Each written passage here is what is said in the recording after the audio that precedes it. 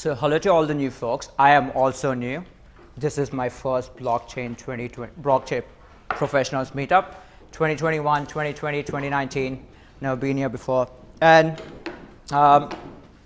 yeah, I basically wanted you all to get rich. And one of the ways by which you can become rich is by not losing your money. I guess that's common sense and we all agree.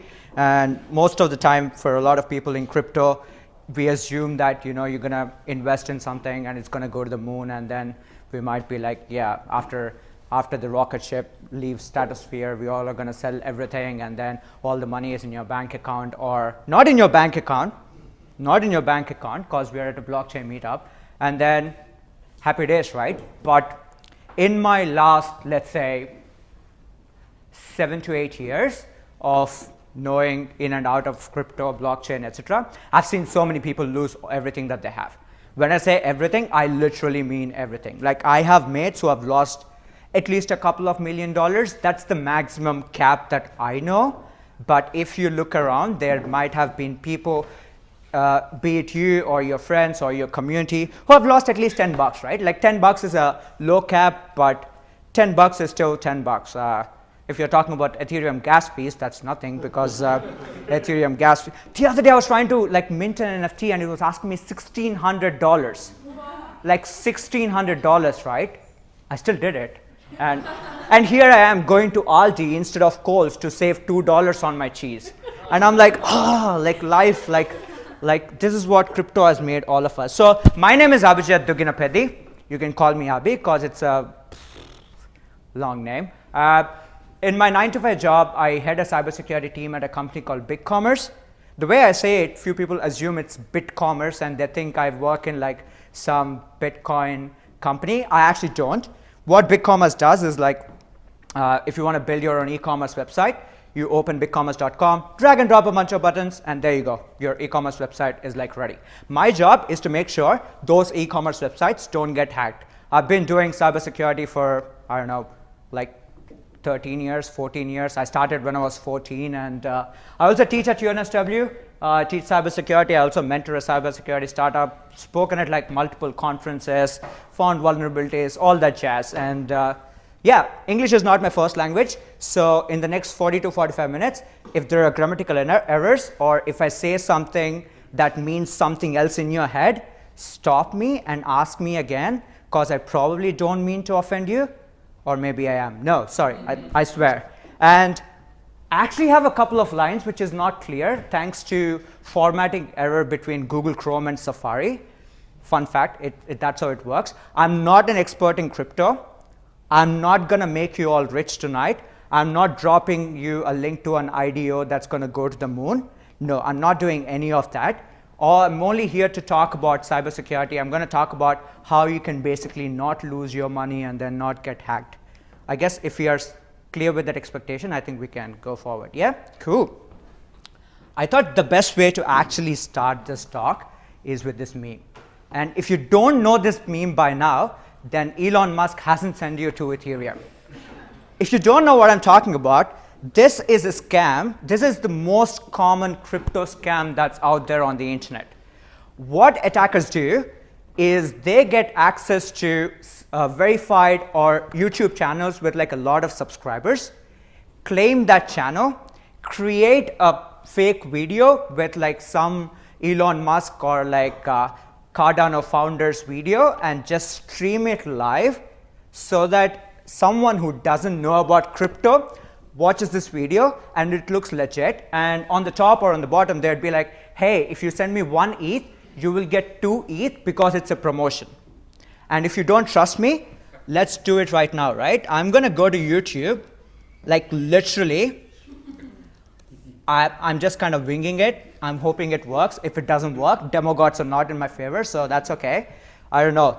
Elon Musk crypto live. Let me search. Elon Musk crypto live. Ooh. I think that's just How would you like to turn 1 Bitcoin into 10 Bitcoins without taking a lot of crazy risks? Well, Oh, it's just a random video. There's nothing juicy. Let me search for Cardano live. Let me see if something's going to come up. Ooh, Cardano big event. Let's see. It's a super powerful thing. See, it's a super powerful thing. I'm not bullshitting. There is Charles Haas. I'm going to butcher the last name. I don't want to do it. There's Charles. Some pre-recorded video. Looks to be live because YouTube live. And there are already some thousands of people watching on it. And it says, hey, if you participate, if you send a bunch of ADA tokens, you will get more tokens. For example, if you send 1,000, you get 2,000. If you send 10,000, you get 20,000. This is where you know whatever I'm going to talk in the next 45 minutes is not bullshit. It's true, it's legitimate, and it makes sense. Although this is the only live demo, everything else is kind of bullshit, and this is just to establish good relationship with all of you. But no, but this is actually one of the most common cryptos. I'm not gonna lie, I have friends who work in cybersecurity, who work in the tech space, who fell for this. And my point is, if someone who understands software programming, someone who understands websites, someone who understands technology can fall for it, a normal person like me can also fall for it. Someone who doesn't understand technology can also fall for it. And the problem with crypto or the crypto space right now is, at this point, I'm assuming all of us have invested at least like $2 in crypto, but nobody has taught us how to do it. It's all self-learned, which is great. I mean, kudos to all of us. But self-learned comes with a lot of problems, right? Because nobody has taught us what's the right or wrong way. And because it's all decentralized, nothing's right or wrong. That's the whole point, right? So nothing's right or wrong. So in a way, if someone's actually taking your money, it's not stealing, because I hate what I just said, but that's kind of true. It's not stealing because there is no regulation that calls it stealing. Any thoughts? I think that's fair, but if you guys want to challenge me, I'm like curious. But again, that's where regulations are not bad. Again, that's a different topic. I'm not a lawyer, so I don't want to talk about law. I wish I was a lawyer, but again, I told you I'm not good with English, so I can't be a lawyer. What this talk is not about, I told you, I'm not going to make you all millionaires. I'm not going to teach you how to invest, not a financial advice. All the examples of various coins and stuff I've shown you, I'll be showing you in the next few minutes, is for demonstration and entertainment purposes only, because that's what every YouTuber tells you on YouTube. But in reality, we all know. I'm not going to show you how to steal crypto. I'm not going to show you how to steal. Oh, damn it. Is this when we all pack up? All right, pack up, guys. Let's go to the beer. I'm not going to show you how to save private keys or cryptos. I'm not going to talk about fundamentals of crypto and blockchain either. I'm trying to set the expectation right, and I'm assuming that we all know a bit or two about crypto. Even if you don't understand the difference between crypto and blockchain, that's fine for now, but please go home and do some research, because there's a lot of difference between crypto and blockchain. So that's not what the talk is about. The talk is more about some of the most common crypto scams, not financial scams. I'm not talking about rug pulls. I'm not talking about how you invest all the, what's the safe moon scam? Like you invest $10 bucks and then you get $1, 10 bucks. Oh, it's called the pyramid scheme.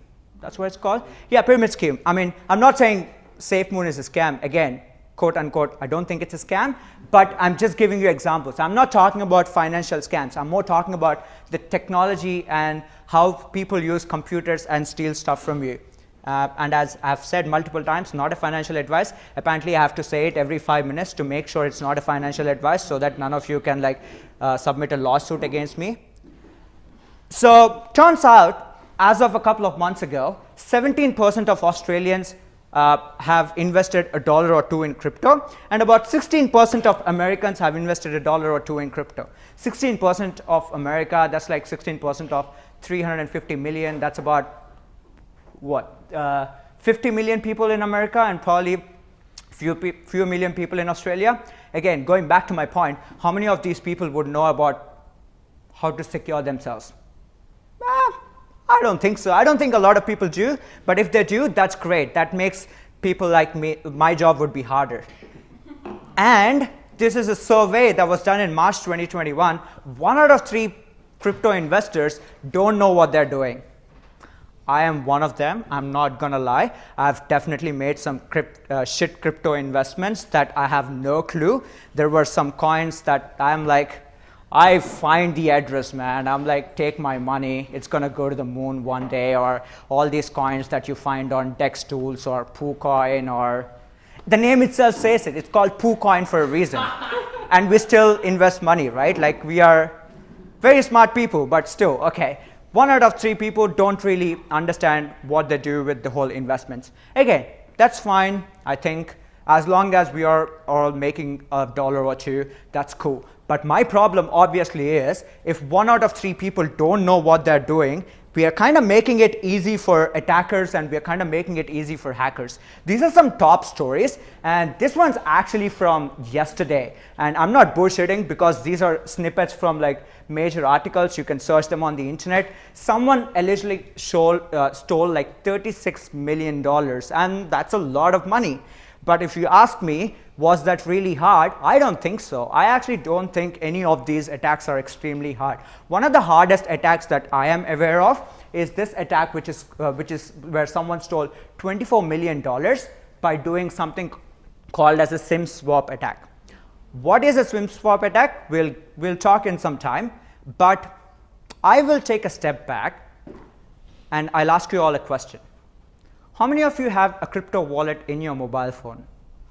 A few of you? Okay. Okay. How many of you have at least $100 on them? At least 100. A few of you. Sorry? Good offset question. I mean, I'm just curious. I'm just a curious human being, so I'm like. You have $20 million on your. Oh, but I mean, it's sure if you have 20 million, that's fantastic. I don't mind a cocktail or two, but thank you. But sorry. What's your email address? I thought you already registered for the meetup, so you would have submitted your first name, last name. Yeah, so raise your hand again if you have a Bitcoin wallet. Yeah, we should have taken it. I'm just pulling your leg down. So it's like, sure, so most of us have a wallet on our phone. Some of us have a browser extension. Some of us have hardware wallets. If you do, that's great. The reason I asked that question is to get to this point that unfortunately human beings are absolutely terrible at identifying threats, right? I look like a normal human being who is, I don't know, doing a normal job. I look like you can trust me because human beings by default are nice, but I could be a criminal. I'm not, obviously, because if I would be, I'd been behind the bars. I wouldn't not be presenting this talk. But what I mean to say is, like, human beings are like absolutely terrible at identifying threats in day-to-day life. I'll ask you another question because I like asking questions. How many of you here are scared of a shark? A few of you, 8, 9, 10. Okay. How many of you here are scared of mosquitoes? 1, 2, 3, 4. Yeah, not too bad. That's a shark. Like, obviously, a shark looks scary, especially after Jaws 1, 2, 3, 4. I think sharks have become more scarier. Like, we eat fish every day for lunch, and nobody from Hollywood thought of making a movie. And one shark comes and hurts a small boy, and suddenly they have like Jaws 1, 2, 3, 4. Crazy. But this is a simple example. We saw more people are scared of sharks than mosquitoes. But if you think about it, for you to be attacked by a shark, you need to go to Bondi Beach at 4 p.m. on a Sunday evening. And if you're lucky, if it's a sunny day, a shark will come and attack you and you might be hurt. Even in that case, maybe you won't die or maybe you will drown, depending on how well you can swim. But you can be sleeping at your home 2 a.m. If a window is open, a mosquito can come and bite you and you might die. And no shit, right? Like, according to this research, this article, there are more mosquito deaths than people who die because of sharks. But somehow we are all assuming that we are scared of sharks more than mosquitoes, etc. Again, going back to my point that unfortunately human beings are terrible at identifying human threats. And the reason I'm kind of sharing this information is, like, I want you to start thinking about things you do in your day-to-day life and relate them to your work, relate them to computers, and relate them to all the crypto investments you make. And the moment you start doing that, the moment you start thinking that way, suddenly it'll be harder for someone to hack you, and suddenly you will become those people who won't even trust anyone, and you'll become, I mean, that's unfortunately how the world works, but that's how it's supposed to be. And by the end of this talk, you might either love me or hate me, but you will definitely, thank you, but you will definitely not trust me. And if you stop trusting me after this meeting, after this talk, I think my game is, my talk is kind of successful. I hate this slide, but I had to put it there so that we all understand. But I'm going to say it out loud. I know it's a blockchain meetup, but I'm going to say it out loud. Banks are more smarter and secure than me. The reason I say that is, unfortunately, banks invest a lot of money in securing. They build these smart systems. They have antiviruses. They have security professionals and all that jazz. What do I have? Probably nothing, right? And if I have $100 in my pocket as cash and $100 in my bank account, if I'm brutally honest, it's easier for someone to steal that $100 from my pocket than my bank account. And even if someone steals from my bank account, maybe there is like 1% probability that you might get it back because of whatever promotion that the bank is running. I hate what I just said, but that is unfortunately true. And for us to change it, if we want to make things more decentralized, maybe we should start thinking about how we can all get smarter and more secure. Do you see my point? Am I okay, or did I say something super controversial? Is this when I'm going to go on Twitter as like the most hated person? And the reason I say that is like your wallet is your responsibility. There is no bank, MetaMask is not going to care about your security. Trust Wallet is not going to take care of your security. Phantom gives a jack shit about your security because they are not designed to secure your wallets. The whole point of you having your own wallets is like you should start thinking about securing them by yourselves. And one of the first things that you need to understand when you're talking about wallets and private keys is these are the most common scams that run based on like your private keys and how someone's trying to steal your key phrase, right? By this point, you have probably heard this line on YouTube or Twitter or on the internet. Do not share your private key. I'm going to say it out loud again. Do not fucking share your private key, right? Even if you have $10 in it, don't share it. And I'm going to talk some more details about how you can secure it. But these are the common scams. Like, for example, I don't know about you all, but I have definitely received several SMS on my phone saying, hey, this is a new crypto company that's launching. Click this link. I have no fucking clue how they got my phone number. But if 17 to 18% of Australians I've invested in crypto and I get a random phone number database from the internet, and if I've sent like 100 messages, 17 or 18 out of them would be invested in crypto, right? And if we made the assumption, going back to numbers, I met someone who was doing finance. So you do finance, you probably know what I'm talking about. If 1 out of 3 people don't know what they're doing, and if there are 18 people who can get scammed, which means as a scammer, if I send a message to 100 people, I have a probability of 6 to 7 people that might click the link. Simple, pure numbers, right? And sometimes people ask me, why do scammers try old techniques like phishing, keylogging? Why are they not trying to hack the NSA, or why are they not trying to NASA? They don't need to. They don't need to, right? Because just by using a really old attack like sending phishing links to 100 people, they can still get into like 6 to 7 bank accounts. Email security, again, don't. This is probably off the record. I'll close my eyes. But how many of you have your private keys saved in your email? Or have saved it at least once? You're probably not raising hand. That's great. Don't do it. Don't raise your hand. But by this point, if I'm asking this question, you should get a hint that you should probably not save your private keys in your email, right? Because if you are saving them in your email, there is a high probability that someone's going to hack your email account, or some random website that you signed up a few years ago gets hacked and they steal your username and password from that, get access to your email account, and they can still get access to your private key. Again, don't save. So, and again, do not use SMS for a 2-factor authentication. Because previously I told you how someone can steal 24 million, right? The attack was done with something called as SMS smish or SIM smishing. What they do is they call Telstra or Vodafone. They ask for a new SIM card based on the public information that I could find out about you. And using that information, they create a clone SIM card. By this point, you should have a two-factor authentication with Telstra or Vodafone or Optus or whoever is the phone provider that you're using. If you don't, I can probably do it too.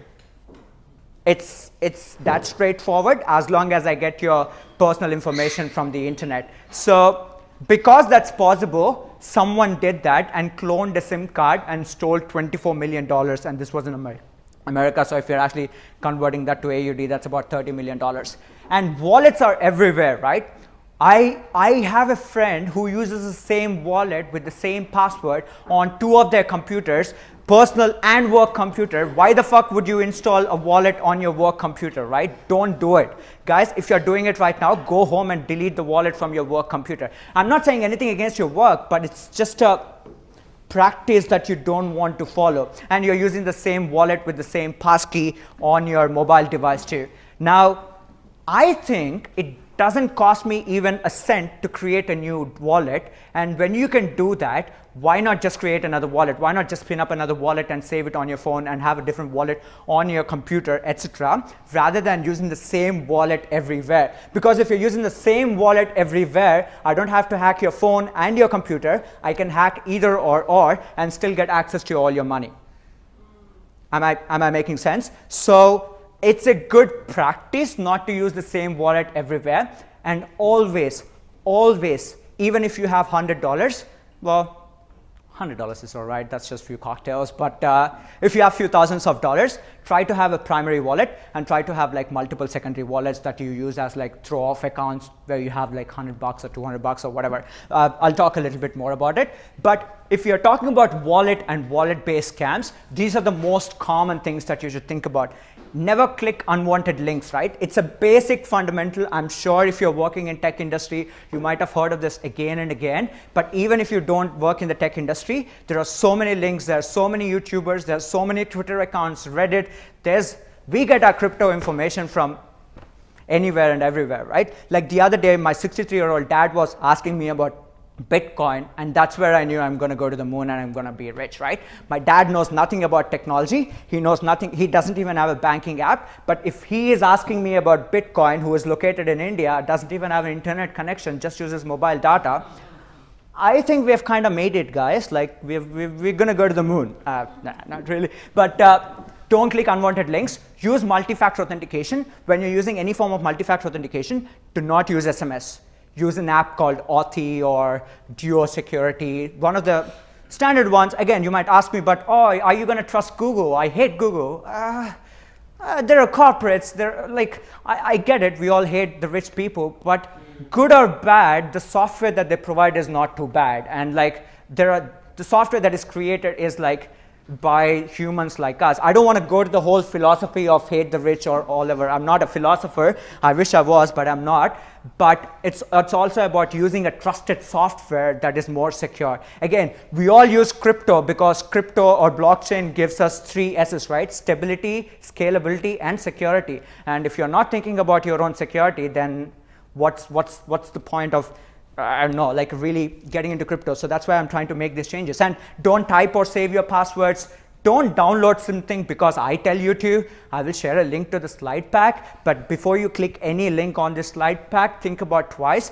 Like I said, I don't even want you to trust me, and have a voice authentication for like most of your, let's say, telephone or SIM cards and all that jazz, because by having some form of voice authentication, it just makes it super hard for bad guys, right? I'll give you a quick example. I told you don't download links, and I think we all might have invested in 1 or 2 cryptos where one of our old mates has invested and he has made $1 million, or we have seen on Twitter that something's gone to the moon, and you see the website. One of my friends actually sent me this website a while ago, and then it's not an IDO. It used to be an IDO, and then was like, hey, this is a very cool project. So I just wanted to show you the website, and I want you to tell me what you can see from the website, right? Like what kind of crypto it is and what do you see, etc. Just out of curiosity, you can shout out loud whatever you see on the website. 5.0 is a cool version of blockchain. Yeah, I mean, like not 1, not 2, not Web3, but 5. Yeah, like. I think making claims is a big thing in The industry stuff. Really cool, fancy pictures. This looks like a generic shitcoin to me. Sorry? I said, just looks like a generic shitcoin to me. Generic shitcoin, or maybe a meme coin, could be, but Nothing special. nothing special. They have a website and they have a cool video that works. So, if I showed you this website and I told you, hey, it's a cool coin, do you want to buy? How many of you would make an investment? No, nobody's going to trust me, but no. We say that now, and probably invest 20%. Yeah, I mean, like, what if I said if you sign up in the next 20 minutes, you all get a free link to the IDO? No? Okay. Even dodgy. Okay, cool. The language that they're using seems to be like cargo colting features, but not describing them accurately, right? Yeah, so it must be someone who's good at English. It doesn't really make any sense. Yeah, that's a good point. Yeah, so it turns out they have a roadmap. Fuck roadmaps, right? Sorry. Yeah, I'm sorry for swearing. But like back in the day when you looked at roadmaps or like white papers, they were genuine white papers. And when you read them, they made a lot of sense. And in the last 1 year, the amount of white papers that I've read, which were like in 4 slides, sometimes not even a white paper, but like it kind of makes me feel sad. And I like saying that I'm in crypto for the tech, not for the money. Me too. Yeah, I know, right? Like I've said it, it's recorded, it's on the internet. Rich then, right? I want to learn, right? Like I want to become a blockchain developer, create NFTs. No, but the reason I say that is like, don't believe a roadmap just because they have a fancy website. Except mine. Except yours, yeah. Is it fancy? It's fancy. It's correct. And the thing is, you know the real human. What I mean to say is like, yeah, like there's someone associated with it. But with most of the crypto projects, we don't know the founders. We have never seen them, and they never release their personal profiles. It's all aliases on Twitter or like Reddit, and then here we are investing like millions of dollars. There's a video on YouTube you should search on how I became a billionaire. It's an interview of a guy who released like a shitcoin and made like $1 billion in less than 1 week. And obviously there is no liquidity and you can't sell it and all that jazz, but it's the game, right? But the reason I wanted to show, sorry? Yeah, exactly. The reason I wanted to show you this website is like, it looks legit.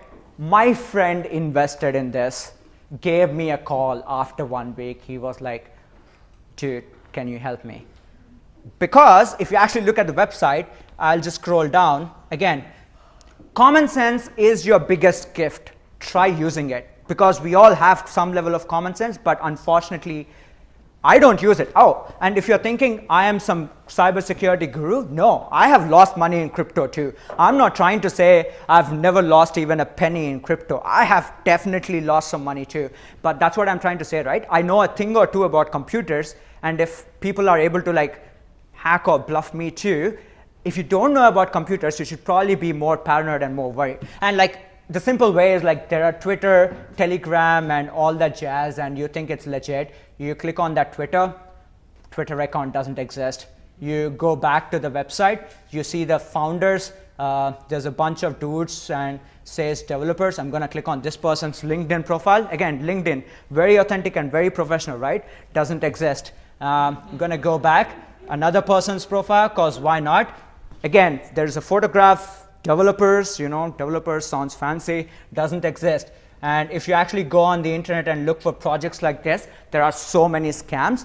All you need to do is spend that extra 120 seconds to actually look at who the founders are, whether they're legitimate, and whether they actually, like these guys didn't even make an effort to put like fake LinkedIn profiles. They just put like copied someone's photographs and then just chucked it in there. So remember, next time you want to make an investment, try spending that extra 120 seconds so that you know a thing or two. I'm not guaranteeing that even after you spend that 120 seconds, nobody's going to hack you. I am not, but at least it gives you that peace of mind. At least you have that little bit of certainty. All right. Any questions so far? Sure. Just with that one, you said don't click on links. So what if you did actually accidentally click on it? Is there anything you can do to then undo what they've done with you clicking on So one thing I've learned in the last, that's a great question, right? The question is, once you have clicked the link, what should you do? If you have clicked the link, something dodgy pops up, close it. If you have clicked the link, something dodgy gets downloaded onto your phone or your computer, try to find it, spend the next 1 hour or next 2 hours, call tech support, customer support, call your uncle, auntie, nephew, niece, I don't care whom you call, try to get rid of it, because maybe it's not doing anything right now, but once you're connected to the internet, maybe the malware or Trojan will get activated and it'll steal whatever it's supposed to steal. If you have clicked the link, nothing happened, you lost your money, I'm sorry. Like I said earlier, unfortunately, one thing with crypto, once you lose it, at least I don't know any way of getting back, but if you all know something, I'm more than happy to hear. Sir? If you're running like a reasonably good version of internet security, surely, like if you're running like a browser-based, MetaMask or Trust Wallet or something like that, you would have to hit like approve and then accept and all that kind of rubbish to Absolutely. Right? I have a couple of, maybe 2 slides and we'll get you to. have to be visually avoiding the warning signs. Correct. Presumption. And that's what I want to tell you. Web browsers are bad for you. They're pretty good. You're asking the right questions. Like they do most of the stuff for you, but they can also be terrible. Because the problem with web browsers is like they use something called as JavaScript. For those who write code, you probably have heard of JavaScript. JavaScript is, let's say, a programming language. If you think there are millions of or thousands of crypto coins, there are thousands of JavaScript frameworks too. By the time I'm finished this talk, there are probably 4 to 5 new JavaScript frameworks on the internet. JavaScript is great. It visualizes things, shows you stuff in a very beautiful format. That's what browsers are for. But at the same time, because of visualization, going back to the point of humans are not great at identifying threats, these things are designed in a way that you look at them and you start believing them and you don't ask any questions. All we need is a couple of fancy logos and a couple of fancy, graphics, and we start believing them. MetaMask is a great question. Yes, please. I have a follow-up question, apart from the attack on my lifestyle at the bottom of the TV there. In that case, so for example, let's say you use a regular browser, Yep. and then you have an alternate browser that is a Tor-based browser that does not, for example, have your extension in it. Yep. Is that enough quarantining, or should you just use a separate device? My friend, you are talking my language. I love you already right now. One of the recommendations with browsers is Oh, yes. The question is, if you're using a different browser or if you're using a Tor browser, which is considered to be private, which is considered to do like some form of end-to-end encryption, is it better so that I have my extensions on one of my browser and I do all my stuff on other browsers? Is it better? That is actually the recommended way. Do all the crypto shit that you want to do on one browser, if you can, on one computer, if you can, using one internet, and don't touch it. That is probably one of the most secure ways by which you're making it hard for hackers. I'm not saying they can't still hack you. I'm sorry to disappoint you. But that is probably one of the most hardest ways. They can still get to you if they want to get to you. And don't store all your crypto in like a same wallet and in the same browser extension. And the problem with like browser extensions, right? Like let's go to Chrome and then let's talk browser extensions. Like if I go and search for MetaMask extension, I'm going to go to Chrome's website. Chrome's official website, which says chrome.google.com. That was a demo fail. I wanted to show you a different page, but sure. This is Chrome Store, MetaMask.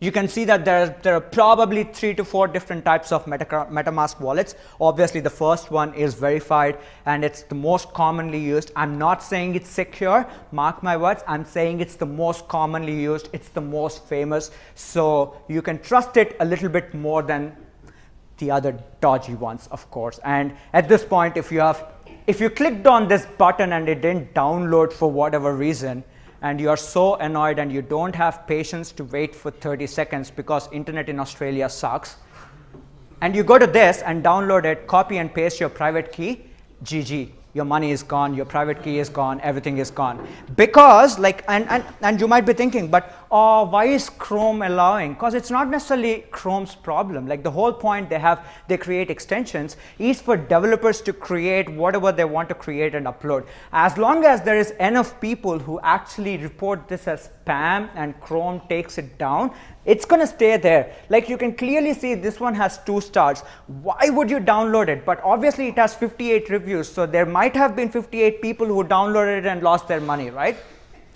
Probability, you can go and read the reviews. But what I'm trying to show you, what I'm trying to share is like when you're downloading Chrome extensions or any browser extensions, make sure you're using the most trusted one. You're verifying it twice. Again, I'm going to say this again, do not click on the links just because your favorite influencer has posted it on Twitter or YouTube or all that jazz. And the reason I said stop watching porn, but the porn sites are example for JavaScript, all the random pop-ups, but bulletin boards or websites that you don't trust. If you don't have an ad blocker in your browser now, go home and download it. It's free. Or maybe you have to pay $2.99 for 1 year. Spend 1 algorand that you got 5 algorands today. Spend 1 algorand to block advertisements on your Google Chrome browser, and you're making sure you're not getting hacked. And then you can thank her for giving you 5 algorand. Good value for money, right? Like if you think about it, it's $2.99. And don't save passwords in your browsers. I can ask you, how many of you save passwords in your browsers? Some of you will raise your hand. Yeah, thank you. But now most of you won't. But don't save passwords in your browsers. It's actually, sorry. What about password managers? That is a great question. So again, password managers are slightly better than saving passwords in the browser. They're not 100% proof because LastPass was hacked a while ago, like 3 to 4 years ago. But still, even if someone gets into your password manager, they won't get your passwords. They will get your first name, last name, and the email address that you use for registration, but they won't get your passwords, because they are encrypted in such a way that they need to get the private key. Again, as I promised, I won't talk about crypto and blockchain. I won't talk about encryption, but please go home and try to understand the difference between public key and private key. I think the easiest way I can tell you is like if you go to a coffee shop, you get a coffee card, right? That's like your public key. But every time you go and have a coffee, you're going to punch on the coffee card, and that's an example for the private key. So unless you show that you have had 5 coffees, you won't get the sixth free coffee. And then you can go home, buy an NFT, and spend $1,000 on gas fee, Ethereum gas fee. So save your coffee, but spend money on gas fee. Check the URL, look at the URL, HTTPS, all that jazz. Please be very careful. Now, if you look at my slides, I was supposed to deliberately put something wrong, which I did not, because I didn't spend enough time making slides. My bad, I'm sorry. But what I was trying to say is like sometimes O and 0 look the same. B and D look the same.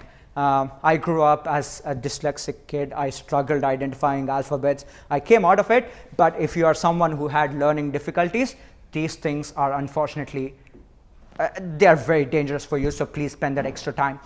Use ad block. I can't emphasize the importance of ad block. I know you probably cannot read your favorite articles from Fox News, so I'm really sorry about that. But you will still be able to do many other things, and you can still, if you are really interested about the articles, you can read them on your phone, etc. Basically, what I'm trying to say is like your crypto environment is different to your normal life.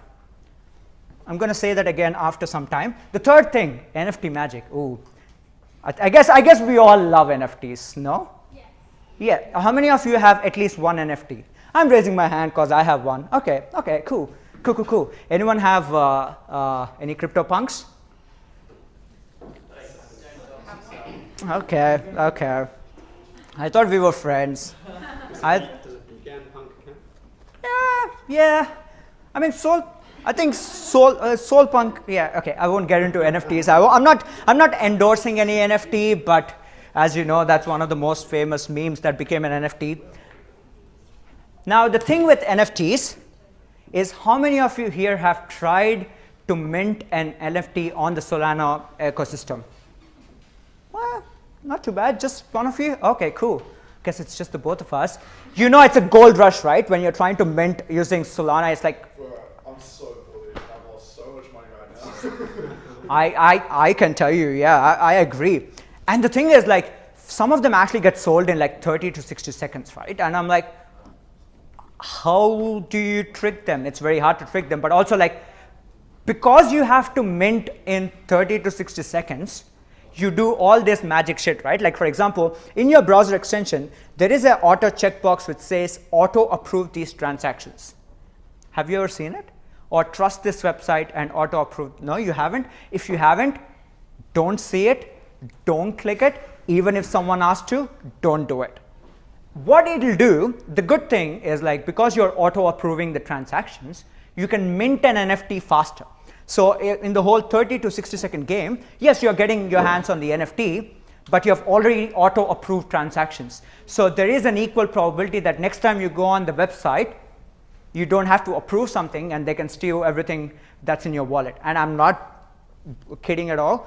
Go home, search on the internet about these kind of NFT scams, and they'll tell about like how there have been, and I'm not even talking about fake NFTs, right? Because OpenSea has fake NFTs for almost everything. I think you go to OpenSea, there are more fake NFTs than real NFTs, right?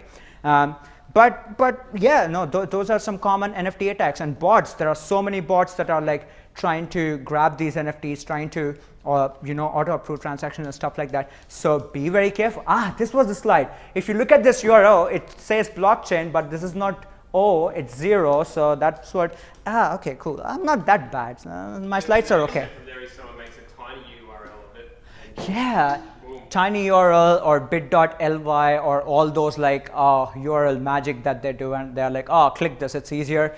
Yeah, don't trust people on crypto world. I'm sorry. Like I feel like I'm becoming a bit of a narcissist here, but that's how it works. And then you will be joining all those Telegram channels, Discord channels, because they're going to give you invites, collaborations, all that jazz. Do all that, but please be careful, because if you join a Discord, by default, people can send you a DM. Remember, none of the founders will ever ask you for money, and when you're minting, nobody is going to ask you to send me 3 Solana instead of going to the website. Don't do it. I think I have one of the slides which says, don't be greedy. Don't be greedy. On the topic of Discord, Yes, please. there's like been quite a few hacks where people hack into like Discord mod servers and pretend Yep. to be the moderators. Do you have any experience in that? Oh yeah, 100%. I don't have my Discord on this computer because this is my sandbox environment, but I am pretty sure if I go to my Discord there, I can find you an example in like 5 to 10 minutes. So what they do is there is something called as a Discord bot. It's called, I think, Capture Bot or some bot. So they create a profile with that image and that first name and last name, so that when they reach out to you, it looks like the Discord bot is reaching out to you, but in reality, it's not the bot that's reaching out to you. Like if you guys if you have watched Italian Job is like stealing things in real life. This is stealing things in crypto. You translate all of those things and add technology to it. Welcome to the crypto scams, and then you will see almost all of them. Physical security, sir, very important, very, very important. And sorry. Screen recording as well in Discord. Have you heard about that? Yeah, but I have not seen it myself, but I've seen someone posting a message saying, I think it's on Crypto Australia Facebook group, where someone was like, they posted, and I was like, okay, sorry. But yeah, I'm glad you know about them, right? Because you're thinking about them when you're using Discord. And that's what I'm trying to do. I'm just trying to make you all as paranoid as me. That's it. Physical security, right?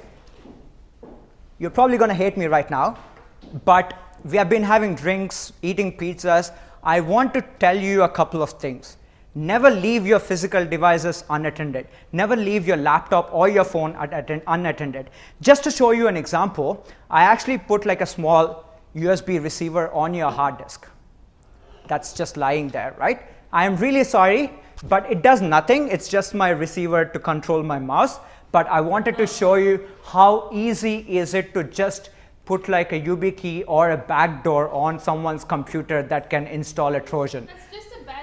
Yeah, it's not like, yeah, exactly. Like this doesn't do anything, but I just wanted to show you an example that, there was something available here, and this does nothing. It's my USB Bluetooth receiver, so absolutely does nothing. You can trust me, you can even take this, Adriana. But what I mean to say is, like, sometimes we don't think about physical security, but it is equally important. Remember I told you one example previously, right? If you had $100 in a bank account or in a safe, and if you had $100 in your pocket, where is it safe? Probably in the bank account or in the safe, right? Than having it in your pockets. How big are you? Sir, for someone like me, again, I don't think I'm strong enough. If someone wants to punch me on my face, I'm gonna be like, sure, please do it on this side, because I've already lost a couple of teeth on this side. So. But the reason I'm saying that is, like, and I asked you a few minutes ago, how many people have crypto wallets on your phones in your pockets? Which means you're probably carrying, directly or indirectly, thousands of dollars in your pocket. Do we really want to do that is the first question we need to ask. And the second question is, oh, but Abhijit, now you're just making up shit because my phone has a lock code and my phone can't be hacked. This is when I would say, go to YouTube and search for how to jailbreak into devices or how to hack mobile phones. There are enough videos on YouTube that will show you. All I'm trying to say is, like, you can have magical Face ID, but you would have probably taken a selfie and put on, like, Instagram, or you would have used one of these stories which is like, oh, what am I gonna be after 10 years? A singer. Ooh, that's great. Which Harry Potter character am I? We have done all those things, right? What I'm trying to say is, like, our face and the image has been captured. It's out there on the internet. Deep fake is not a new thing. There are enough hacks. Don't carry crypto and money in your pocket, in your phone. That's my personal advice. Go home, have it in a different wallet, buy a physical ledger, etc. Don't connect to random Wi-Fi devices. Free Wi-Fi, we all love free Wi-Fi. Don't do it, because they can be hacked. Like, hacking into Wi-Fi devices has never been easier. I say it again, it has never been easier. If you are connecting to a Wi-Fi that I am providing you or my hotspot, there is something called HTTPS, which does secure end-to-end encryption connections, and it makes sure your data gets transferred securely. Even that can be hacked by doing multiple other. It's not easy, it's definitely hard. I'm not saying it's easy, but don't connect to random Wi-Fi devices. Don't leave your laptop unattended, as I told you. Update your drivers. If you're using phones or computers, update to the modern version and all that jazz. And yeah, heard of malware? It's everywhere.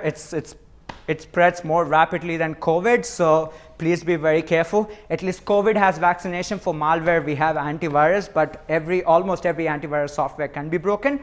But you still want to have an antivirus software, because at least it gives you that 90 to 95% of the protection, and then at least you're safe against some of the most common attack scenarios.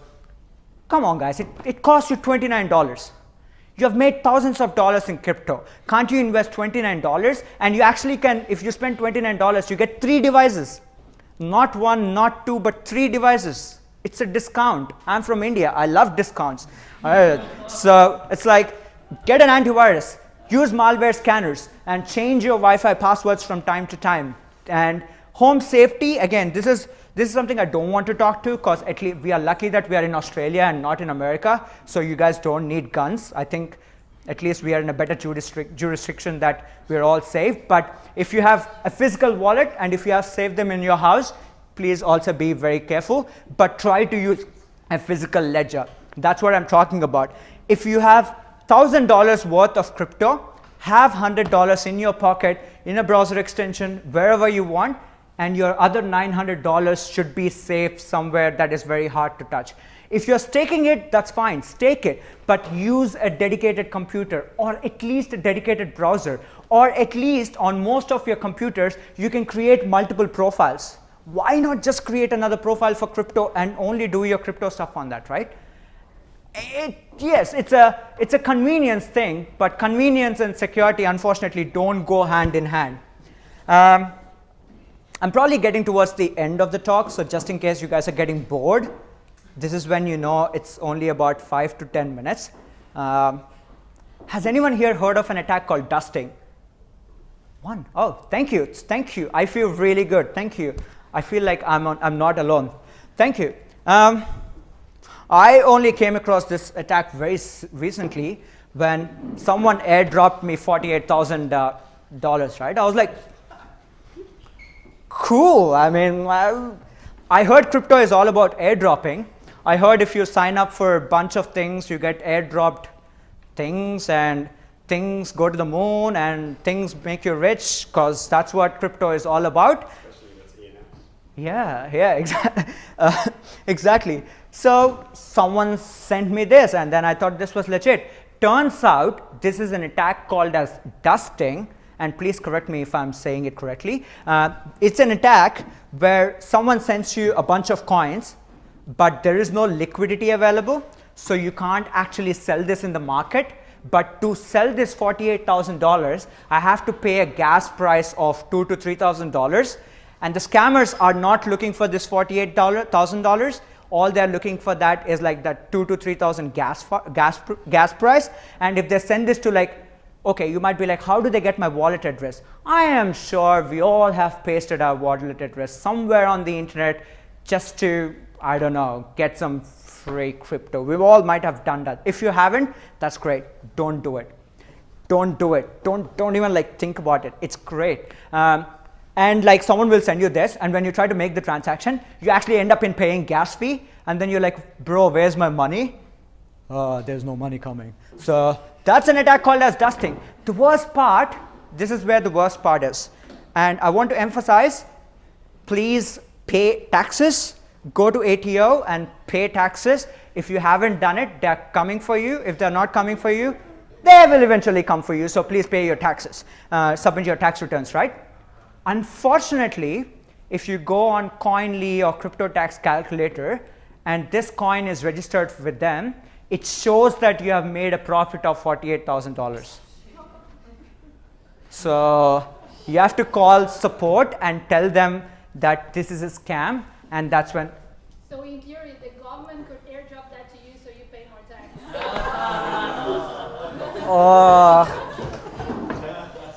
Don't tell me that. Technically, they have to prove that it has that value. So Correct. If you get audited, you could say it's worth nothing because I can't sell it. Correct. And then it is zero income tax. Yeah, But and you have to be able to do that. you have to be able to, I mean, you must be slightly smart enough to understand it, right? Like, one, there is this attack called dusting, and two, it's not valued anything, and three, go to actually crypto tax calculator or like Coinly, and I think there's a category called as lost. There's no category called as scam, but I recently tweeted crypto tax calculator's founder saying, I think there needs to be a category called as scam. Like, I'm going to make that suggestion. yes, please do it. I think we all should tweet crypto tax calculator because they're an Aussie-based company and they're really lovely blokes, and we all should make a suggestion. If we all make a tweet today, maybe they will add this category called as scam, which means we have not made any money, but according to the books, it looks like we have made the money. And if you actually go to any such coin, they will have some transactions like $50, $60, but there is no enough liquidity. Like, you won't have like 150,000 coins to sell or buy. There'll be like 10 coins or 20 coins. So this price is legit. Like, this is probably the market price, but like I said, there is no liquidity. I'm not a finance expert, so I kind of sometimes don't understand how it works. Right, now that we have come to the end, moral of the story, one of the most important things, I talked about a bunch of technology-based stuff, I talked about human thinking, all that jazz. If you're at a bar, or if you're excited that you made $1 million, don't put it on the internet. It's great you're making money, make money, get out when you want to get out, or buy more crypto, do whatever you want to do, don't put it on the internet. Because like I told you, with crypto, nobody is securing your crypto. You are responsible for everything that you make, which means you're actually becoming victims for all these scammers on the internet. And if you're thinking, oh, how do they know? Like there's no way they know that I have $100,000. I wish I do, I don't. But I have $48,000 according to that scam coin. So. But if you're thinking about that, there are enough open source softwares on the internet that I can run a couple of commands with your email address or your wallet address, and I can pretty much get like your first name, last name, and I know that you were at Bondi Beach at 4 a.m. Sunday getting bitten by a shark. So all of that is possible. So try staying anonymous, if not anonymous, right? Like you might be a community member, you might be interested in the tech, that's fine, but do not reveal your financials. Like that's one suggestion I want to share. And I'm pretty sure if you look at some news articles, some of the blokes or some of the women, they'd be having masks. They don't want to reveal their face because they're crypto Bitcoin millionaires or billionaires. That is just because there is too much personal threat. Think about physical security. Physical security is as important as securing your wallets and all that jazz. Get a ledger. If you have anything more than $10,000, I think you can invest a couple of $100 and get a physical ledger. Get a ledger, put most of your important stuff in a ledger and try to keep it very safe. And you might be asking me, so what do I do with the passphrase? Try to use like a LastPass or a KeyPass, or try to use end-to-end encryption like Proton Mail, which is considered to be slightly safer when compared to Gmail or other stuff. I have friends who actually have written down their private key and have gone to a bank and rented a locker and have the private key in the bank. If you are actually that rich, good on you. I never had that problem because I'm still a peasant. So if you get there, I feel like you can solve your problem. But $123 a year. Yeah, it's nothing. yeah, exactly, $123 a year. I think that's Just enough for someone to take a photo of your private key. Then if it's in the bank, they can steal it. yeah. I don't like this. Like I said, I have never got to that point where I had to worry about renting a locker. Like I said, I've not made it. I've not been to the moon yet. Just put it in a crypto steal, a weak cipher. Yeah. They remember. Yeah, exactly. Just make your password as password 123. He was being sarcastic. If you put it in a crypto steal, which is like a metal way of storing your private key, but then change, for example, change all of the P's into 3s or some very weak cipher, but that only you know, but also that you won't forget. Which is Yeah. more likely to forget it. Yeah. Yeah. You know, maybe a couple of copies of it if it's a lot of money, just in case, or use a Shamir's secret or any of these things. Or if you're multilingual, use that as an advantage, see, you should have remembered your French. Like just a metal lockbox and dig a hole, like go out to a national park.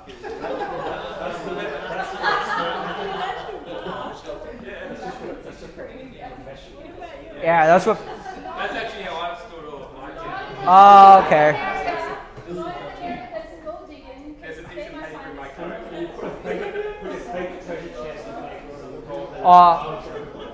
That's a good idea because next time I go to camping, I'm trying to do potty digging and I find wallet address. So if you actually want to be secure, if you want to be the most secure and private person on this planet, stop using computers. Like stop using internet. Like I say all this stuff. I still have a Facebook account. I still have an Instagram account.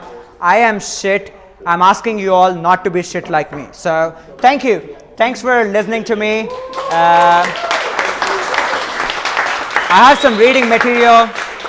If you're actually a blockchain developer, like actually, then there are some vulnerable softwares that will teach you how to write secure code if you're trying to develop like any blockchain project and working on it.